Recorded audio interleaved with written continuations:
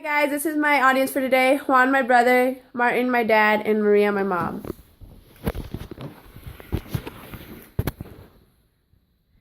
Technology has gone from a computer that occupied a whole wall to a phone that can be held in the palm of a hand.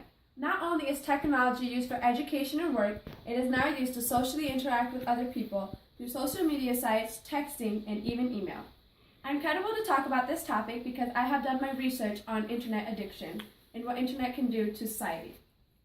The rapid revolution of technology has transformed society to a high-speed modern era, and it has changed the way we think, feel, and interact with others.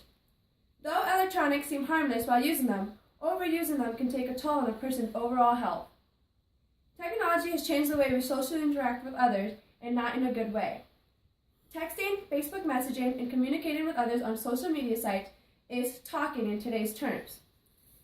Although talking to someone through the internet is more convenient, it is slowly replacing face-to-face communication. This can cause social isolation, which is a lack of contact with other people in normal daily living. People spend most of their time on the internet, which becomes their second life. They're constantly updating and messaging on their social media profiles, but they are not experiencing actual human communication.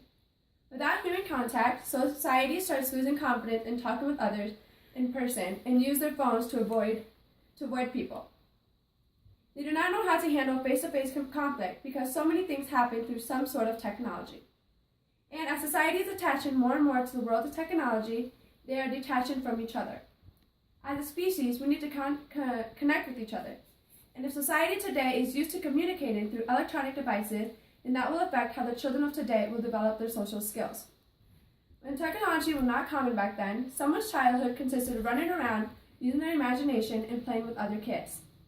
Now children are mostly sitting down with their eyes glued to the screen.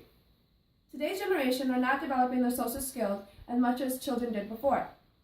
According to the New York Times, the average kids who are 8 to 18 years old spend over 7.5 hours a day using technology. That equals to 2.5 hours of music, 3 hours of internet and video games, 5 hours of TV and movies, and just 38 minutes of old-fashioned reading, which adds up to 75 hours a week. With technology usage on the rise, physical activity decreases. This can affect their weight because they are not getting the daily exercise they need. According to the Center of Disease Control and Prevention, over 9 million that are between the ages of 6 to 19 years old are overweight and obese. Not only is obesity among kids an issue because of electronic usage, so is their daily calorie intake. Elementary students eat 20% of their calories while watching TV, which is unhealthy junk food because they are bored and distracted. If this kind of lifestyle is kept up, children can have a good chance of developing type 2 diabetes, high cholesterol or blood pressure, asthma, or sleep apnea. The world of technology keeps society plugged in and connected, which is now becoming the main focus in people's lives. In the United States only, Americans spend 8.5 hours a day looking at screens. That ranges from television, a computer, or a mobile phone. With the eyes constantly plastered on media sites, television, emails, or text, technology can change how a brain works. When the world is using technology, their brains are regularly stimulated, and that leaves no room for deep thought or contemplation. People also compare the internet to being an outboard brain or separate hard drive, because it is capable of remembering more than a human brain can. When relying on the internet to remember information, it interferes with the brain on remembering information and cannot move that information to long-term memory. So keeping the brain continually stimulated prevents the learning process. Not letting the brain have time for deep thinking and remembering the material that it needs, that it comes across on, can lead to a lack of concentration because of the rapid flow of information from the internet. Without being able to concentrate, it can affect the society's performance in their daily living. For instance, the participation in a San Jose University study said they had a hard time concentrating and understanding on the material that was given to them. Computers, cell phones, and the constant stream of stimuli that they give off pose a challenge to focusing and learning. This is the effect of how technology can stump the brain productivity to focus. The overuse of technology has shortened the human's attention span from 12 minutes to 5 minutes, according to RuleGirl.com. Our attention span has basically diminished. It is a change in technology that forced us to change focus often, according to Greenblatt. If society does not take the time for the brain to function properly and take a break from technology, the results can lead to addiction. To be addicted is generally thought of as a state of being dependent on a particular habit. With IAD, Internet Addiction Disorder, it is marked by excessive, non-essential time spent online. The average American spends more time listening to the radio, which is 14%, than reading, which is 6%. That goes to prove that print is dead and internet is more used than those two combined.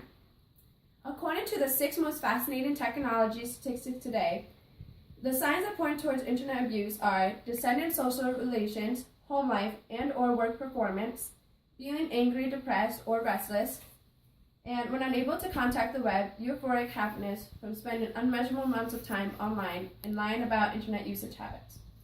These symptoms that people suffer from are the same as a heroin addict, and after research conducted by a team in China at Jiaotong University, at least 1 in 8 Americans are suffering from IAD, yet only 1% of college-level psychology books mentioned addiction in 2008.